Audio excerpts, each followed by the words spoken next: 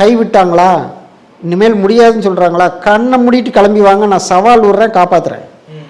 இரத்த தட்டணுக்கள் எவ்வளவு குறைஞ்சாலும் சரி நம்ம காப்பாற்ற முடியும். திரும்ப திரும்ப நான் காப்பாற்றிட்டு தான் இருக்கிறேன்.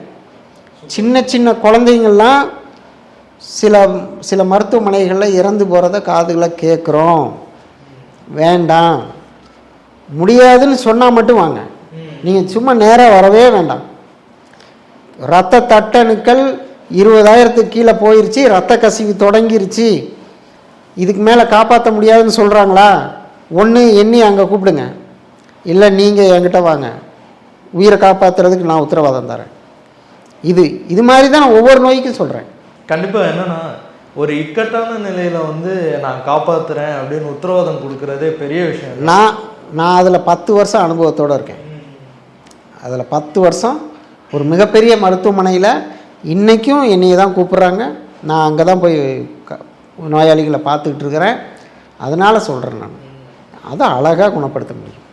இப்போது நவீன மருத்துவ முறைன்னு எடுத்துக்கிட்டோன்னா அந்த கேன்சரை பொறுத்த வரைக்கும் கீமோதெரப்பி, ரேடியோ தெரப்பி, அப்புறம் இன்னும் 2-3 முறைகள்லாம் சொல்கிறாங்க. நீங்கள் என்ன முறையை ஃபாலோ பண்ணி அதை சரி பண்ணுறீங்க? நம்ம சித்த மருத்துவ முறையில் பெரும்பாலும் நம்ம பயன்படுத்துகிறது பார்த்திங்கன்னா சேராங்கொட்டை, கொடிவேலி, அமுக்கரா, நித்திய கல்யாணி, இந்த மாதிரியான மூலிகைகளை, இது எல்லாமே ஏறக்குறைய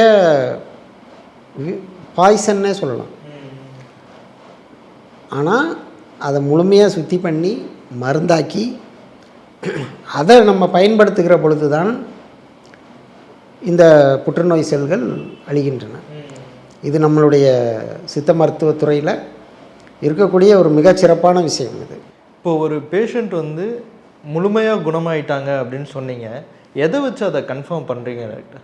நீங்கள் அந்த நோயாளிகளுடைய தொடக்க நிலையிலிருந்து நம்மளுடைய சிகிச்சை முடிஞ்சு கிளம்புற வரைக்குமான ரிப்போர்ட்டு எல்லாமே என் கையிலையும் இருக்குது. உங்கள்கிட்ட கைவசம் ரிப்போர்ட் இருக்குது, பேஷண்ட் கையிலையும் இருக்குது. நீங்கள் இதை வெளியிடுகிற பொழுது அரசு சார்ந்த அதிகாரிகளோ